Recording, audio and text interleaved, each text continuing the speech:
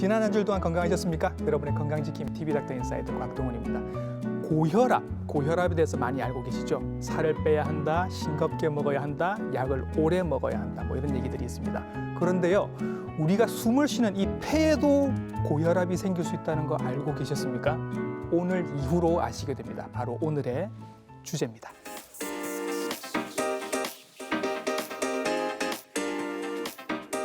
폐동맥 고혈압 처음 들으시는 분들도 많으실 텐데 당연한 것이 의사 선생님들도 모르는 경우들이 많습니다.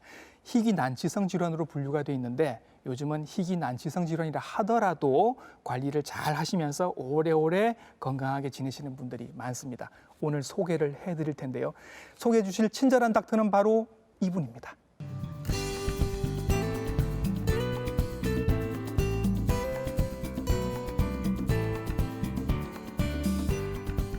네, 스튜디오에 나와 계십니다. 순환기내과 전문의 최정현 선생님이십니다. 선생님 안녕하십니까? 네.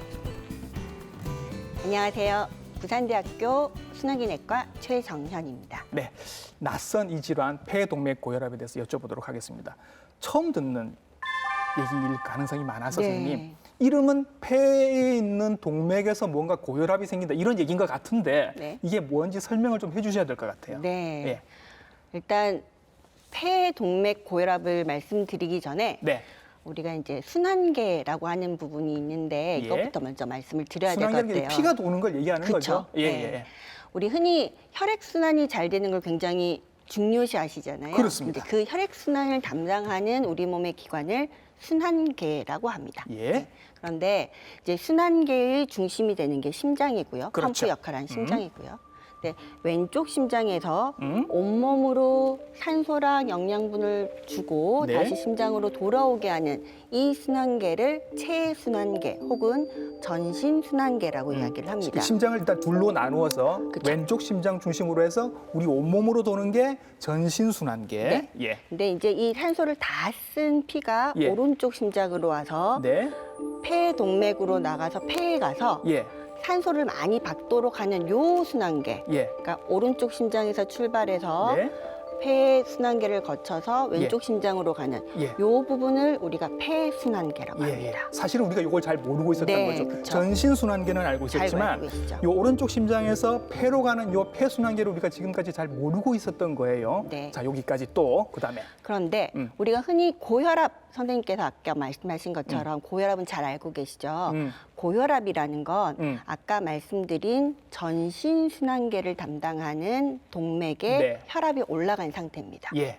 그래서 우리가 정상이 수축기 120, 확장기 80 예. 이하를 정상이라고 하고 네. 수축기 혈압이 140, 확장기 혈압이 90 이상이면 네. 우리가 고혈압이다라고 네. 말씀을 드려요. 예. 그런데 폐고혈압은 이 전신고혈압이랑 전혀 다르게 네. 오른쪽 심장에서 이 폐순환을 담당하는 네. 폐동맥의 압력이 올라간 상태입니다. 예. 폐동맥의 압력이 예. 정상적으로는 수축기 압력이 35 이하, 네. 그다음에 평균 폐동맥 압력이 20 이하인 경우를 네. 우리가 정상이라고 이야기를 하거든요. 예. 예. 그런데 이 평균 폐동맥 압력이 25 이상인 경우를 우리가 폐동맥의 압력이 올라갔다. 네. 폐고혈압이다라고 예. 말씀을 드려요. 예. 그런데 또 좀 더 어려운 이야기긴 한데요. 네. 이런 폐고혈압이 있으면서 폐 압력이 올라가 있으면서 예. 그러면서 폐동맥이 딱딱해져 있는 지수를 네. 우리가 폐혈관 지수라고 하는데 저항 지수라고 하는데 예. 그 지수가 3우드 유닛보다 올라가 있는 경우를 만족할 때 우리가 예. 폐동맥 고혈압이다라고 진단을 하고 있습니다. 예. 자, 폐고혈압의 가장 어려운 단계로 일단 진입을 하셨습니다.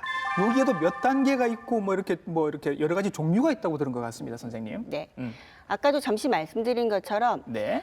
폐고혈압이 있을 수 있는 질환은 많습니다. 네, 그래서 저희가 폐고혈압은 한 5개 군으로 나누거든요. 네. 네, 제일 흔한 게 2군에 해당하는 심장질환, 왼쪽 심장에 병이 있을 경우에 압력이 올라가는 경우예요. 예. 예를 들면 심근병이 있으시거나 판막병이 있으신 경우에도 예. 폐 압력이 올라가거든요. 네. 그런 경우가 사실은 한 60% 이상으로 제일 흔하시고요. 예.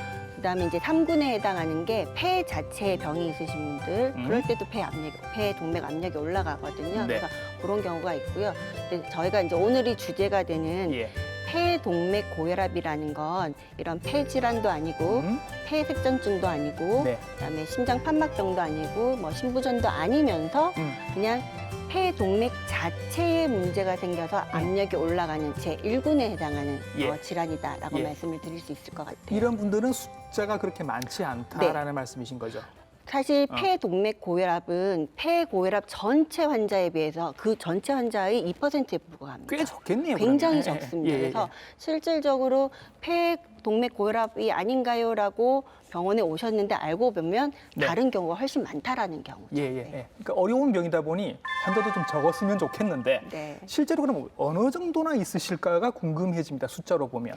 일단 우리나라 데이터를 보시면 2008년에서 2016년 동안 예. 그 8년 동안 건강보험 자료를 저희가 분석을 한 적이 있는데요. 네. 그 자료에 보면 우리 그 시기 동안 새로 진단을 받은 분이 한 1,307명 정도 네. 진단을 받고 치료를 받으신 분이 그 정도 된다라고 보고를 하고 있습니다. 예. 그래서 그걸 우리나라 인구 5천만으로 나눠서 계산을 하면 인구 100만 명당 한 20명 정도. 100만 명당 20명. 네, 100만 명당 20명 정도니까는 예. 뭐 부산의 인구를 50만 명으로 보신다면 한 예. 60명 정도가 부산에 지금 치료를 받고 계신다라고 럽하게 생각을 하시면 될 것 같고요. 예.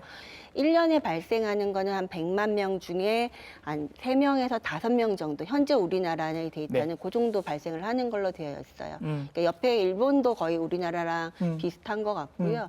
이제 유럽 같은 경우는 100만 명당 한 50명 정도, 예. 우리나라보다는 아니면 일본보다는 한 좀 많은 수가 지금 발생을 하 있다라고 보시면 지금 될 것 알려져 같아요. 있는 그럼 우리나라에서 환자 수는 1,300? 토탈 지금 진료를 받고 계신 분들은 한 2,000명 정도라고 정도. 저희가 계산을 하고 있어요. 그 중에 그러면 뭐 남녀 비율이나 나이대별 비율은 어느 정도 분들이 제일 많으세요? 제일 많은 게 40대 여성분들이 한 60에서 67% 정도로 저희가 그때 보고를 했었습니다. 예, 예. 전체로 치면 한 2,000명 정도 되고 그 중에 네. 40대 여성분들이 제일 많다. 절반 이상으로 차지하고 그렇습니다. 계신다. 자, 폐동맥의 고혈압이 혈압이 높아지는데 이게 선생님 왜 생기는 걸까요? 사실은 모르는 경우가 굉장히 많습니다. 우리가 이제 고혈압도 생기는 원인이 잘 모른다 이야기를 하잖아요. 예, 예. 그냥 그래서 나이가 뭐 본태성 들고 이렇게 얘기를 하잖아요. 네, 나이가 예. 들고 뭐 딱딱해지고 이런 것처럼 폐고혈압도, 폐동맥 고혈압도 왜 생기는지는 정확하게 모르는 경우가 사실 많은데요. 네. 일부 환자한테서는 살 빼는 약을 드셔서 그런 경우도 있고요. 옛날 약들이긴 했는데 예, 예. 두 번째는 최근에는 이제 항암제 중에 일부가 폐동맥 고혈압을 야기시키는 것으로 알려져 있는 약도 있는데 예. 물론 이제 그 약을 쓰시는 우리 선생님들이 아주 모니터를 잘하고 계세요.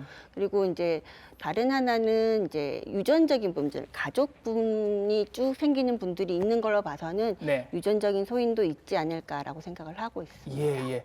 그런 원인들하고 또 별개로 왜 루푸스 같은 병이 있으신 분들이 이 폐동맥 고혈압이 잘 생긴다 뭐 이런 네. 얘기가 있습니다. 이건 무슨 얘기인가요? 그러니까 그런 특발성 혹은 유전성 혹은 약에 의하지 않는 경우에는 예. 저희가 이제 특히 루푸스, 전신경화증 네. 아니면 뭐 결체 조직 뭐 이런 얘기 결체조직병 하더라고요. 이런 병이 같이 동반돼 있는 예. 이런 경우에는 폐혈관이 딱딱해지는 경우가 많습니다. 그래서 네. 그런 경우가 일단 발생할 수 있는 고위험군 중 하나고요. 예. 두 번째는 좌우 단락이 형성돼 있는 심방 중격 결손 아니면 심실 중격 결손 이런 선천성 기형을 가지고 계신 분이거나 아니면 옛날에 수술을 받으셨던 분 중에도 이런 병이 생기는 경우가 있고요. 예. 그다음에 또 다른 하나는 간경화가 아주 심해서 예. 간문맥 고혈압이 있으신 분 중에 일부분이 간문맥 고혈압에 동반된 폐동맥 고혈압이 생기기도 하시고요. 네. 에이즈 환자분들도 생기신다 뭐 이렇게 예. 되어 있습니다. 근데 어떤 얘기를 지금 들어봐도 본인이 잘못한 건 별로 없어 보입니다. 이게 뭐 네. 살이 쪄서 그렇거나 그렇지는 담배를 많이 피워서 그렇거나 이런 건 그렇지는 전혀 않대요. 관계없이 그냥 정말 운이 나빠서 생긴. 그죠? 그렇죠. 네. 그렇게 보셔야 될 것 같습니다. 자, 그럼 이런 희귀한 질환이 생겼는데 증상이 어떨까? 보통 고혈압은 증상이 없는데요, 선생님. 우리가 그쵸? 알고 있는 고혈압은 폐동맥 고혈압이 생기면 그럼 어떤 증상이 있을까요, 선생님? 사실 폐동맥 고혈압의 아주 전형적인 증상은 없습니다. 아쉽게도. 네. 폐동맥 고혈압이 결국은 오른쪽 심장에서 폐로 가는 혈관이 좁아진 병이잖아요. 네. 거기에 압력이 높아져서 그런 경우이기 때문에 결국은 오른쪽 심장이 처음에는 열심히 어쨌든 폐로 피를 보내주려고 노력을 많이 합니다. 아무리 혈압이 높아도 어떻게든 최선을 다하겠죠. 네, 열심히 일을 하는데 예. 그럴 때는 사실 아무런 증상이 없으세요. 예. 근데 어느 순간에 이제 심장이 나 힘이 너무 많이 들어라고 예. 판단이 돼서 이게 일을 잘 못하기 시작할 때 그걸 심부전이라고 부르잖아요. 그렇죠. 그게 예. 보통 우리가 흔히 말하는 좌심부전도 그렇고요. 예. 이건 이제 오른쪽 심장 부전이라고 생각을 하시면 돼요. 네. 그렇게 되는 경우. 그다음에 폐혈관이 너무 딱딱해져서 산소 교환이 잘 안 되는 경우. 이 두 가지가 문제가 돼요. 그러면 숨이 찰 것 같아요. 네. 일단 첫 번째는 숨이 차고요. 네. 두 번째는 어쨌든 오른쪽 심장에서 왼쪽 심장으로 피가 넘어가야 혈액순환이 되는데 네. 그게 잘 안 되니까 혈액순환이 잘 안 되니까 만성적으로 피로하고 예. 쉽게 처지고 예. 그다음에 심한 경우는 어지럽고 음. 그다음에 심하면은 이제 실신을 하게 되기도 하고요. 예. 그다음에 오른쪽 심장이 일을 잘 못하면 결국은 그 혈액순환이 안 되고 저류가 되는 게 네. 이제 간, 다리 이렇게 가거든요. 다리가 붓겠네요. 네, 다리도 붓고 심한 경우에는 복수가 차기도 복수가 하고 차기도 이래요. 하고. 그렇게 젊은 됩니다. 나이의 여성분들께서 그런 네. 경우가 생긴다. 네. 40대 분들이 또 특히나 더 많다고 네, 하시면 최근에 우리나라 음. 데이터를 보시면 40대 여성이 많은 걸로 되어 있어요. 그럼 그냥 내가 집에서 그냥 이렇게 뭐 애들 키우기도 하고 집안 일을 하기도 하고 또 밖에 일을 같이 하시는 분들도 많으실 텐데 네. 내가 요즘 너무 힘들어서 이렇게 붓나 보다. 네. 내가 살이 쪄서 이렇게 좀 숨이 가쁜 건가 이렇게 생각을 하실 가능성이 많아요. 그게 가장 흔한 것 같아요. 네. 이제 갑자기 이제 특히나 40대, 50대 되시면은 갑자기 살이 찌거나 이러시면서 숨이 차다고 생각하셔서 네. 내가 살을 빼면 되겠구나라고 생각하다가 네. 왔는데 보니까 아니더라 이런 경우도 꽤 있는 것 같고요. 예. 그다음에 뭐 젊은 나이에 무슨 심장병이 생기겠어 이러기 때문에 이제 그렇죠. 의사 선생님들도 뭐 잘 익숙하지 않은 선생님을 찾아갔을 때는 음. 천식인데 숨소리는 괜찮고 그냥 천식 초기인 것 같아라고 네. 진단을 받는 경우도 흔히 있습니다. 예. 그래서 이분들이 제대로 진단을 받기까지 굉장히 시간이 오래 네. 걸린다라는 얘기를 들은 것 같습니다. 네네. 예. 우리나라 데이터에서는 보시면 한 2.5년이 걸렸었거든요. 2008년에서 2016년 동안에 예. 비교적 이제 최근인데도 불구하고 음. 제대로 진단을 받는데 2.5년이 걸렸다라고 예. 이야기를 하는데 사실은 뭐 이게 외국 데이터도 비슷해요. 그러니까 미국 데이터를 보셔도 한 네. 1.5년 정도 걸린다라고 이야기를 하고요. 네. 미국 데이터를 보시면은 정확하게 진단을 받는데 의사 4명에서 5명을 만났다라는 게 네. 미국의 데이터이기도 합니다. 진단하기가 까다롭고 진단 받기까지도 굉장히 오래 걸린다라고 말씀을 네. 하셨습니다. 뭘로 진단을 하는데 이렇게 잘 안 되는 겁니까, 선생님? 첫 번째는 예.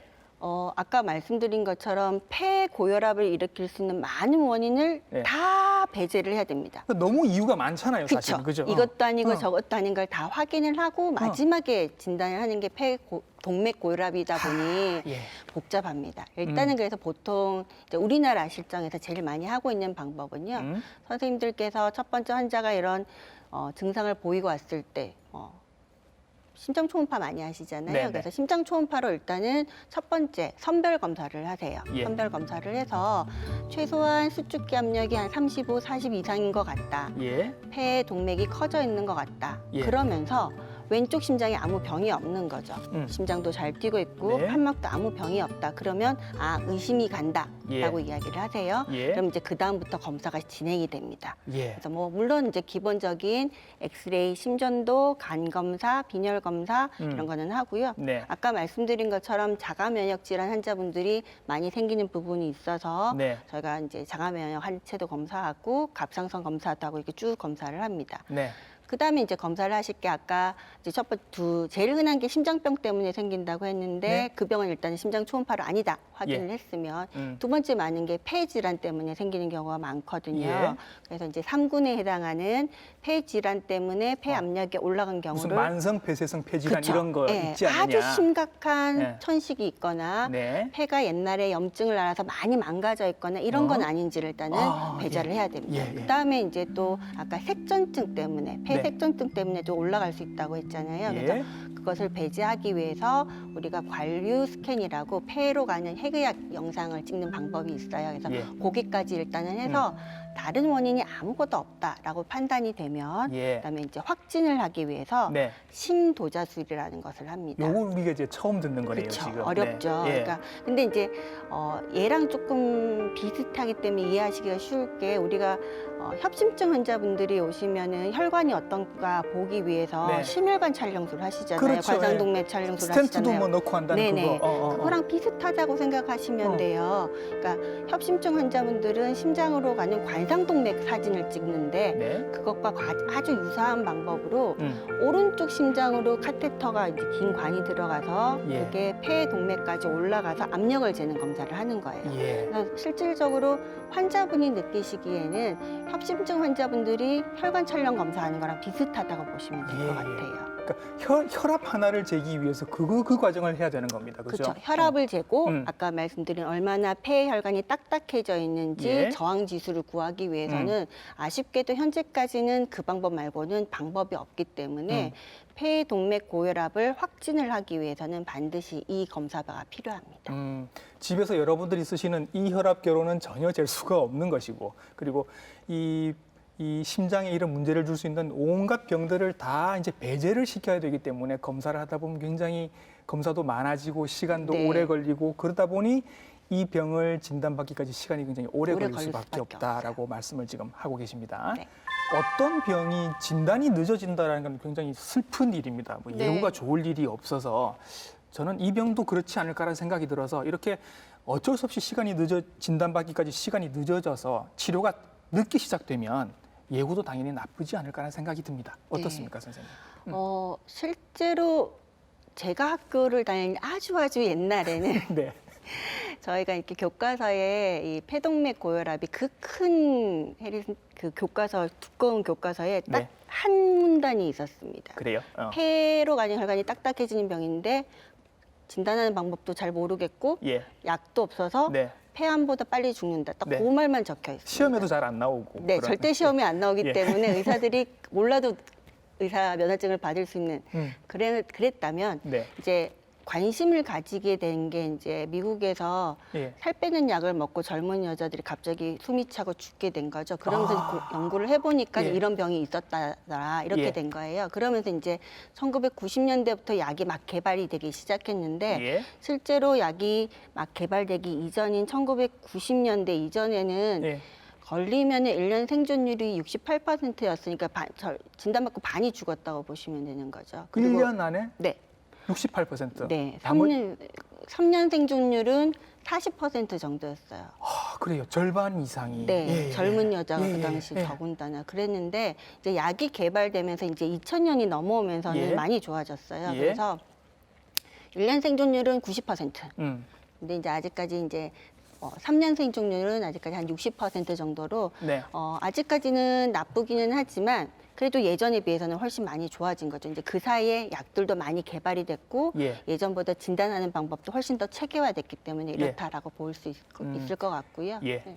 희귀 질환이라서 선생님도 사실은 환자를 그렇게 많이 보지는 않으시겠지만 네. 그래도 이렇게 빨리 오셔서 치료 빨리 한 분이랑 네. 한참 늦게 오신 분이랑 차이를 확실히 몸으로 느끼시겠네요. 그렇죠. 그죠? 예. 실질적으로 이제 이 전 세계적인 데이터는 1년 생존율이 90%고 뭐 3년 생존율이 한 60 몇 %라고 이야기를 하는데 예. 우리나라 아까 말씀드린 2008년에서 2016년 데이터를 보시면 그렇지가 않거든요. 네. 1년 생존율은 비슷한 것 같은데 3년 생존율은 거의 35, 40밖에 안 돼요. 옛날 수준인 거죠. 네. 그래서 왜 그런가를 저희가 봤더니 1,300명 중에서 예. 20% 환자분들은 요즘 아주 기본적으로 그 처방으로 들어가는 치료를 하고 있는 표적 치료를 못 받으신 거예요. 예. 그러니까 진단은 받았지만 아주 고식적인 치료만 받고 계셨던 거고, 예.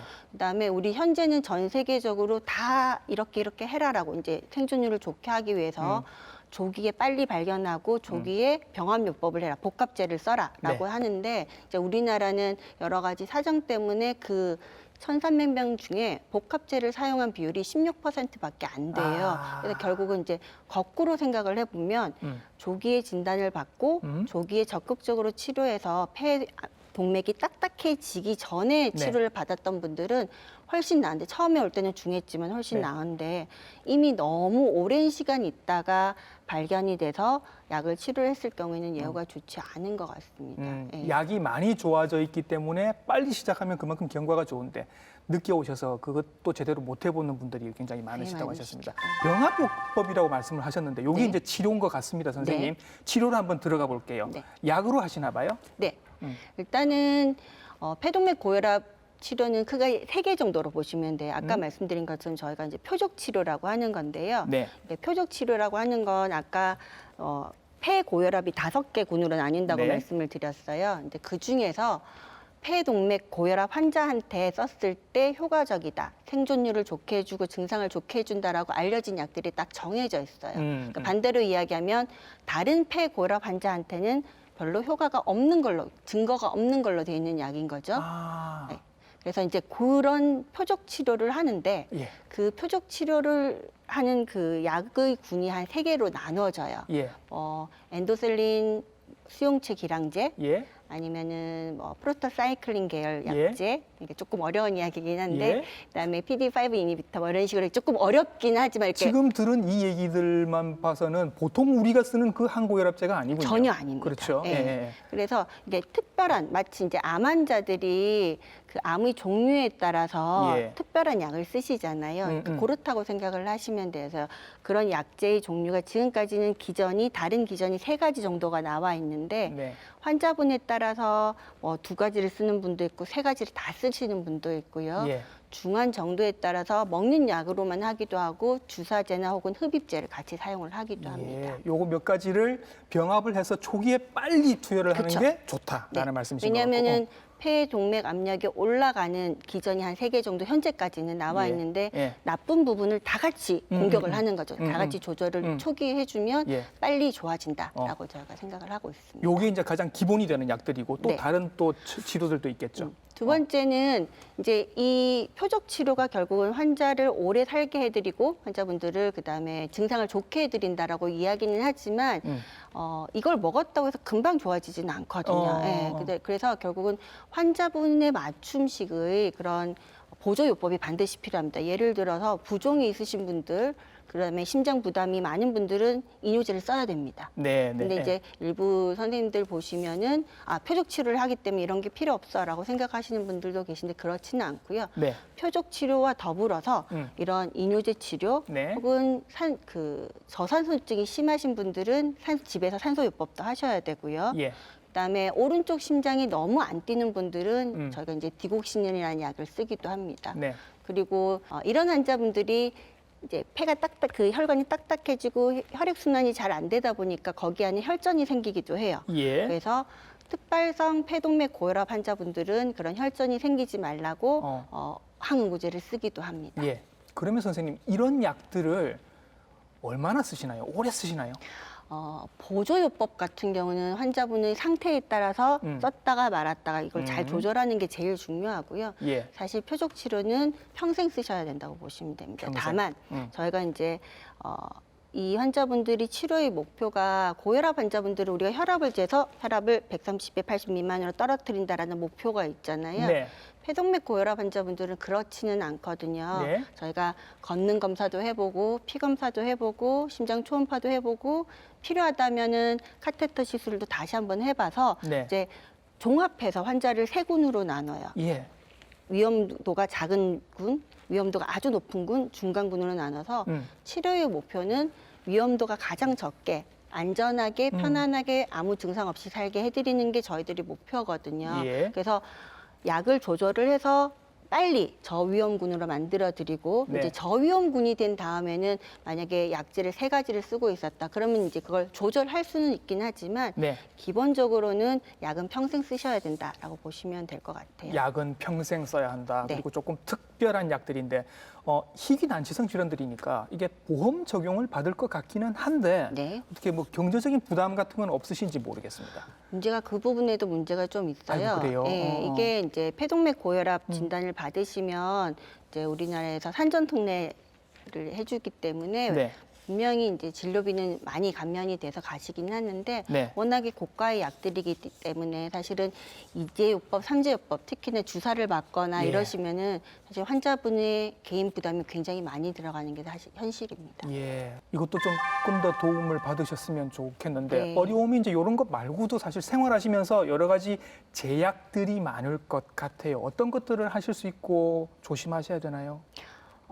근데 사실은 잘 조절되신 분들은 일상생활을 다 잘 하세요. 아, 그래요? 네, 그러니까 이 병을 진단을 받았다고 해서 네. 아무 일을 못하고 집에 가만히 계시지는 않으세요. 예. 저희 환자분들 중에 보시면 이제 루푸스 진단을 받고 폐동맥 고혈압 진단을 받아서 둘 다 약을 많이 드시는데 예. 심지어는 이제 집에 오셔서는 산소 치료도 받고 하심에도 불구하고 학교 예. 선생님 잘하신 분도 계시고요. 예. 앞서서 말씀드린 것처럼 가장 안 좋은 그룹, 가장 위험한 군에 해당하는 분들은 마치 옛날에 인슐린 펌프 하루 종일 차고 계신 것처럼 네. 트레포스틴이라고 이렇게 하루 종일 주사를 맞는 펌프를 갖고 계신 분들도 계시거든요. 아하. 예. 근데 그거 가지고 계시면서도 뭐 일상생활, 직장생활도 잘하시고 예. 이제 코로나 때문에 출장은 안 가시지만 여기저기 출장도 다 잘 가시고 출장도 가시고. 네. 왜 그 뭐 비행기 못 타신다 이런 얘기도 들은 것 같은데. 왜냐하면 대신에 이제 폐 고혈압이 폐 압력이 올라갈 수 있는 상황은 좀 피하셔야 되거든요. 예. 예를 들면은 먼지가 많은 거, 어? 그다음에 가족분들 옆에서 담배 피시는 거 이러면 탁 올라갑니다. 그다음에 세 번째는 이제 아주 비행기를 높은 곳으로 올라가면 산소가 모자라잖아요. 예. 그러면서 배 압력이 확 올라갈 수 있거든요. 예. 그렇기 때문에 저희가 일부 환자분들이 멀리 태평양 넘어서 가셔야 된다. 예. 이제 고도를 높이셔야 된다. 그러면은 예. 이제 항공사 측에 산소를 미리 좀 부탁을 준비해달라. 네, 그렇게 아. 하기도 합니다. 그렇게 하면 비행기 타실 수는 있는 거죠. 네, 타실 수는 있는데 다만 그 전까지 어느 정도 환자분이 약을 잘 드시고 안정화가 됐다는 판단하에 할 수 있습니다. 그렇게 해서 해외여행 가실 때도 약을 계속 가지고 가셔서 드시면서 여행을 가시면 그쵸. 되는 거고. 네. 그렇게 하셨으면 좋겠다는 생각이 네, 들어서. 네. 그리고 또 하나 이거 조금 예민한 문제인데 임신하고 관련되는 얘기들이 좀 있습니다. 네, 예. 사실 이제 이게 젊은 여자분들이 좀 이제 많이 발생을 했던 부분이기도 예. 하고요. 그다음에 앞서서 이제 저희가 드렸던 것처럼 네. 우리나라 환자의 한 67%가 이제 여성분들, 40대 여성분들이었던 부분도 있고요. 네. 그러다 보니까 아무래도 임신에 민감할 수밖에 없는데 네. 아쉽게도 이게 임신을 하게 되면 이제 엄마한테, 산모한테 문제가 되는 경우가 많아요. 그러니까 네. 실질적으로 이제 임신을 하게 되면 이제 호르몬의 영향인 건지 아니면은 오른쪽 심장 부담이 이제 임신을 하면 원래가 많아지거든요. 예. 그것 때문에 더 나빠지는 건지 아직 정확한 기전은 알려져 있지는 않지만 어쨌든 임신을 했을 때 폐 압력이 올라가고 네. 그것 때문에 특히나 특발성 폐동맥 고혈압 환자분들은 갑자기 사망하시는 경우들이 있어서 임신 자체가 굉장히 부담이 되는군요. 네, 임신을 했을 때 엄마가 산모가 돌아가시는 경우가 혹은 아기는 잘 낳았는데 예. 이러다 갑자기 확 돌아가시는 경우들이 있어서 예. 저희가 가능한 한 임신을 안 하시는 것을 권고를 해드리고 네. 아까 말씀드린 그런 특발성 폐동맥 고혈압 환자분들은 임신 초기시라면은 아쉽지만은 유산을 하실 것을 말씀을 드리고 있습니다. 그래서 이제 환우분들 한 번씩 인터뷰해 보면 젊은 많이 여성분들이 우시죠. 시작할 때부터 우시는 경우들이 네. 가끔 있는데 이런 문제들 때문에 그렇게 네. 하시는 것 같습니다. 네. 최근에 코로나 사태 겪으면서 우리가 뭐 기저질환 있으신 분들은 더 네. 위험하다 이런 얘기를 했는데 네. 폐 안 좋으신 분들, 고혈압 있으신 분들, 심장병 있으신 분들 얘기했었는데 이 경우도 해당되지 않을까라는 생각이 듭니다. 네. 네. 사실 이제 아까 임신보다도 더 중요한 건 아까 여러 가지 폐 압력이 올라갈 수 있는 상황을 피하셔야 된다고 했는데요. 특히나 감염은 호흡기 감염은 굉장히 치명적일 수가 있습니다. 예. 그래서 저도 이제 실제로 이 코로나 이전에도 저희 환자분들한테 반드시 독감 예방 접종하셔야 되고 예. 폐렴 고균 접종을 반드시 하셔야 된다라고 예. 말씀드려서 꼭 챙겨드리고 있거든요. 예. 이제 코로나 같은 경우는 아직까지 백신이나 치료제가 없는 상황이고 이게 어떻게 어떤 반응을 일으킬지 모르기 때문에 네. 현재는 환자분들은 반드시 예방하시는 게 예. 절대적입니다. 그래서 저희가 저희 이제 고위험군 환자분들이랑 이제 연락을 하면 예. 나가시지 못하게. 예. 그다음에 집에 애들이 있으면 예. 애들이 학교 갔다 오면 애들도 더 조심하게 이렇게 예. 꼭 말씀을 드리고 있습니다. 언제 끝날지 모르겠어서 이 코로나 사태가 이 기간 동안은 정말 조심을 하셔야 될 것 같고 이런 정보 주고받고 서로 좀 조심시키고 하려면 이렇게 모임 같은 게 좀 있어야 좋을 것 같은데 실제로 환우 모임이 있다면서요? 네, 저희 병원에서 이제 10년째 1년에 2번씩 환우 모임을 하고는 있어요. 예. 원래 처음 시작은 이런 루푸스 환자분들이나 이런 뭐 간경 환자분들 손파기 힘드시니까 예. 스크리닝을 위해서 시작을 했던 건데 하다 보니까 이제 저도 이제 예상치 못했던 그런 부분들이 나오는 거예요. 예. 제가 해드리는 이런 부분보다는 굉장히 잘 안 낫는 희귀 난치성 병에 걸려서 나만 이런가 네. 또 굉장히 우울해하시고 특히 40대 여자분들 많이 힘들어하시고 네. 이랬는데 나 같은 병을 가지고 같이 이렇게 있는 분들이 많구나. 서로 되게 도움이 많이 되시는 것 같고요. 예. 다른 것보다는 제일 컸던 건 보호자분들이 환자분을 이해하기 시작하셨다는 거예요. 방금 말씀드린 것처럼 아기들이 있는 집 같은 경우는 아기들이 엄마를 이해해야 되거든요. 예, 엄마가 예. 옆에 잘 못 가는 경우 지금처럼 예. 이런 경우 아니면 왜 본인들이 학교 갔을 때 더 조심해야 되는 경우를 아기들이 엄마의 병을 이해를 하면 훨씬 더 도움이 되고 예. 환자분들도 그러면 좀 더 마음 편안하게 진료를 받으시는 것 같아요. 이 넓은 세상에 이 병 걸린 사람은 나 혼자인 줄 알았는데 100만 명 중에 20명 걸리는 병을 왜 나는 걸렸을까? 그러니까 그런 네. 분을 이제 온라인에서 이렇게 만나다가 오프라인 모임에서 딱 만나면 나 같아도 그냥 포옹부터 할 것 같아요. 네. 예, 근데 이제 아쉽게 요즘은 못하니까. 예. 굉장히 마음적으로도 몸적으로도 지지가 굉장히 많이 네. 될 것 같습니다. 희귀 난치성 질환 폐동맥 고혈압에 대해서 여러 가지 말씀 나누어 봤습니다. 환자분도 계실 테고 지금 보시는 분 중에는 가족분이나 친지분들도 계실 것 같습니다. 뭔가 당부하고 싶으신 마지막 말씀이 있으시면요. 첫 번째는 근데 사실 요즘 우리 선생님들이 이 질환을 많이 들어보셨던 선생님들이 많아져서 확실히 특히 부산 지역은 보면 이제 진단을 하고 의심하는 의사 선생님들이 많아지시기는 했어요.